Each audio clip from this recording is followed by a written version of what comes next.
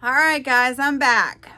All right, so where we left off in my previous video was the beginning of manipulation from the narcissist. And this was in a matter of just 1 week.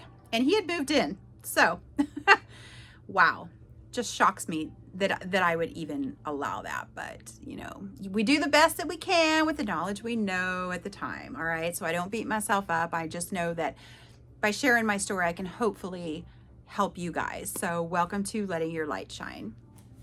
All right, so a week into this narcissistic relationship, right?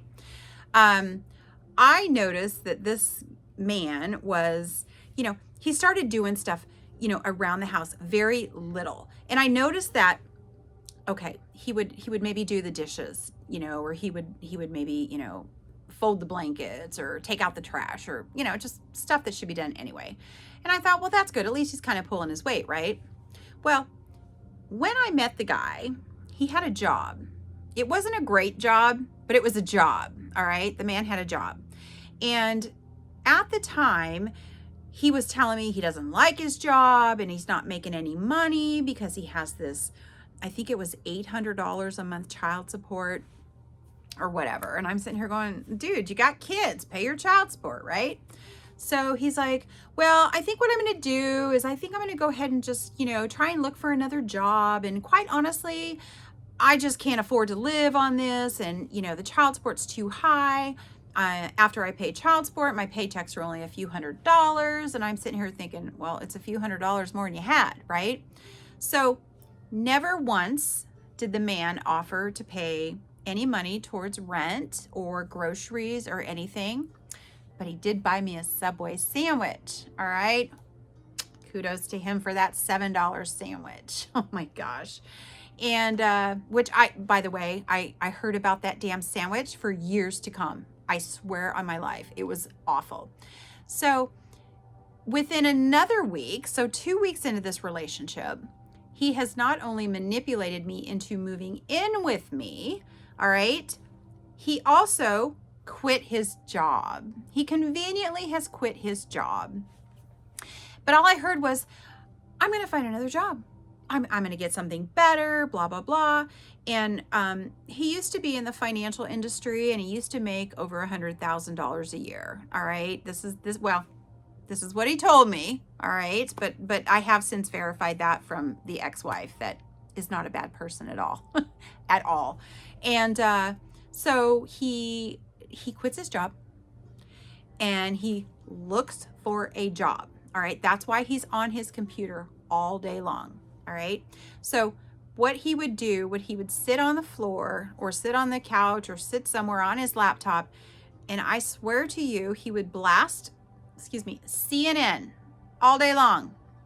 I work from home. I need quiet time to prepare documents for my clients because I have to essentially write their stories. So I need to focus. I'm a writer. And so I would say, excuse me, can you turn that down? I'm trying to focus. And he would never turn it down. Well, he would turn it down a little bit, but he was so aggressive and so loud and so obnoxious that he just wouldn't shut up. I mean, this is a man, I don't even want to say where he's from, but he's from the East Coast, and I have nothing bad to say about anybody from the East Coast. I have tons of people that I adore and love that are so kind and loving, but he's from the East Coast, and he's one of those people from the East Coast. So as you can tell, I'm a very peaceful kind of Zen kind of girl. I mean, I love my soft music. As you can see in the background, this is usually my channel on here, Soundscapes, which is amazing, by the way. And so here we go, no job. All right. I started asking him, what's going on with the job? Nothing's happening with your job hunting. What's going on? And I'm thinking to myself, how is he going to afford to pay his child support with no job? So it goes on. And then all of a sudden he tells me, he goes, hey, by the way, he goes, I want to be a professional poker player. And I'm like, cool. Awesome. Right? You want to be like Phil Hellmuth? Nice. Awesome. Great dream. I would love to too, but you know what? I got a job to do first. So he tells me his dream that he wants to be this professional poker player. And hey, I'm all about supporting people's dreams. Absolutely. I mean, my goodness, do what you got to do. But I think in order to participate in the World Poker Tournament, you have to like have a lot of money to put into it. How do you do that with no job?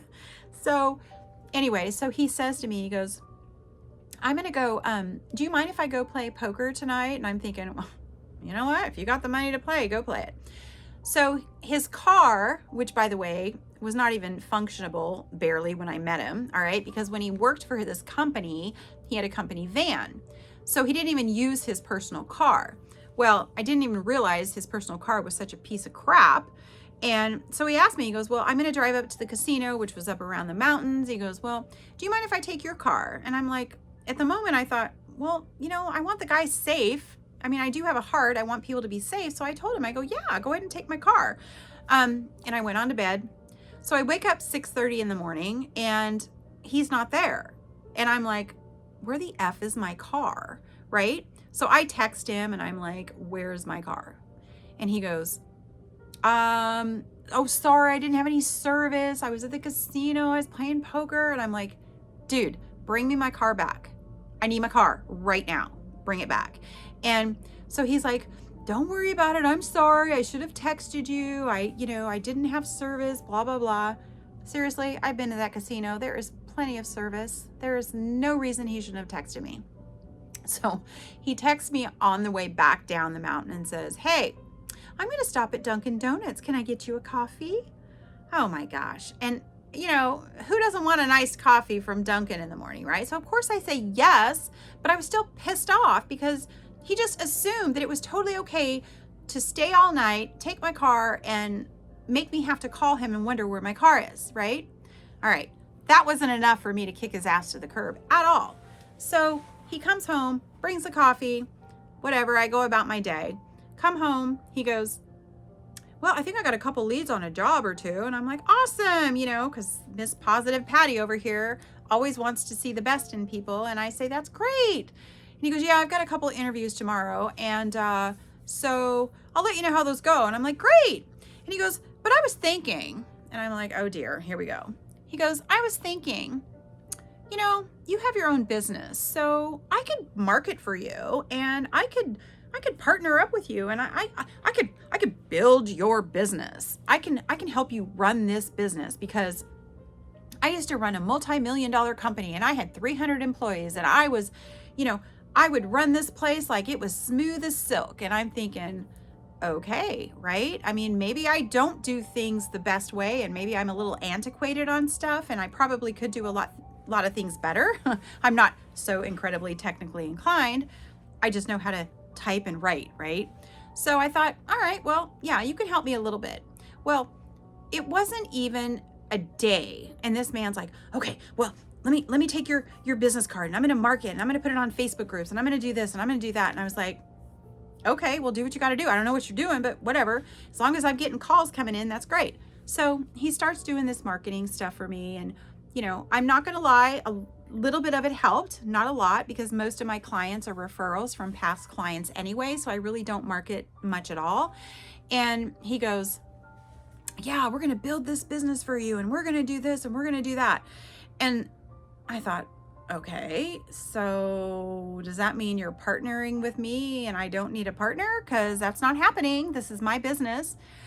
Let me preface by saying I never allowed this man in my business. I never allowed this man on my bank accounts. I never allowed this man on any of my credit accounts. Never did we commingle anything because at least I had enough smarts to know better to do that. So, but he was trying so hard and desperate to manipulate me into putting him on stuff, which I absolutely refuse to do. I refuse. Thank you, Jesus, for making sure I didn't do that. So, it was another week or so that went by and, you know, I got a few calls here and there from people and things were okay for that matter. And then my girlfriend came out from Ohio and she visited for the weekend. And I told him, I go, yeah, my girlfriend's coming out, you know, she's going to be here for the weekend. She's going to stay here. And he was so upset because I said, she's going to stay with us. Well, it's my home. It's my place. It's my bed, my couch, wherever. She is more than welcome to stay here. And it was like, he was pissed because she was invading his space. this is my place, not your place. So at this point, the place that he was staying before he moved in so swiftly, the guy didn't want him back. And the guy made it very clear that he did not want this man back in his house. So now at this point, this man is homeless. All right. So of course the guilt feels on me. I'm like, oh my gosh, I can't kick him out because he has nowhere to go. Knowing that he's an adult man and he could figure it out. But, you know, I'm a kind and caring person. So I always try to, you know, help people when I can, all that stuff. So here comes my girlfriend. She comes out. We, you know, go out, I think Friday night, and it was a couple other girlfriends that we had met up with or whatever. So her and I are giggling and laughing, and I'm getting ready in the bathroom and doing my hair and doing my makeup. And that particular night I decided to put on these heels. I never wear heels. I'm a flip-flop kind of girl. So I put on these heels and I just looked super cute, gotta admit. And I walk out and he immediately had an attitude, like, he didn't say anything, but I could tell, I could just sense the energy in the room shifting. And it was almost like he was pissed because I was going out to have fun with somebody else. Well, that's what narcissists do. They want everything to be about them. And so I was focusing on my night out with my girlfriends and going out and just doing some karaoke and dancing and all that other stuff. So we go out and we come back and he had such an attitude with me. And I found myself trying to explain, hey, I was just with my girlfriends. I was doing this. I was doing that. We were having a good time. We were singing karaoke, blah, blah, blah, blah, blah.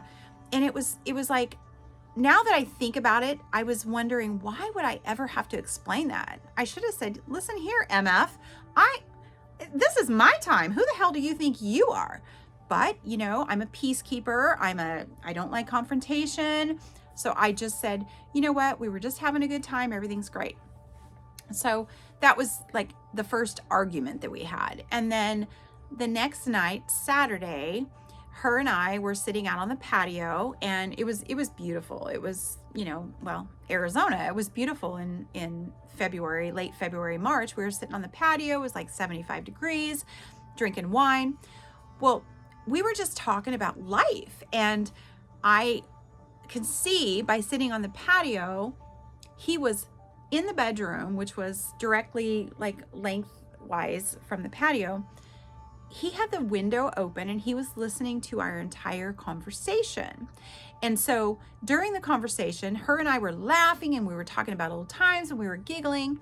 And then he kept texting me incessantly. Now, mind you, he's in the same house, right? He couldn't just walk from the bedroom to the outside patio and say, hey, you guys hungry? Should we order a pizza? Should we go get some grub? What do you want to do?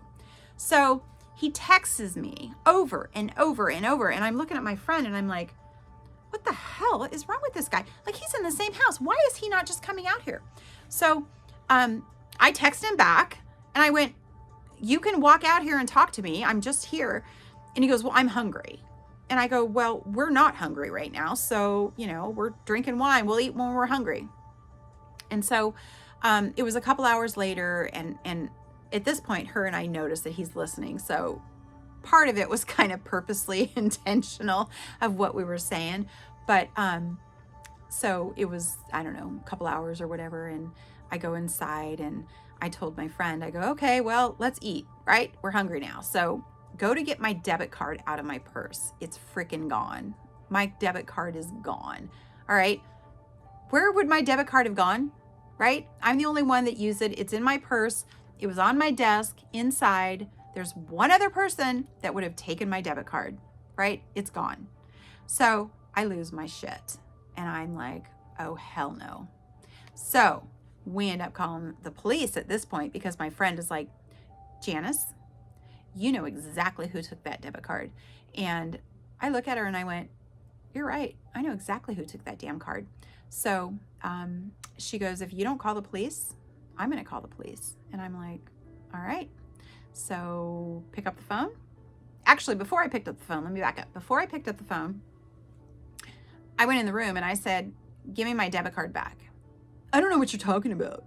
I don't have your debit card. I've never seen your debit card. Now, mind you, he used that debit card when he went to get gas, remember? So he goes, I don't know what you're talking about. And I knew right there, I go, this man is a freaking liar. Okay. So we call the police. So the police come out. So I will finish on this story in the next episode. Stay tuned.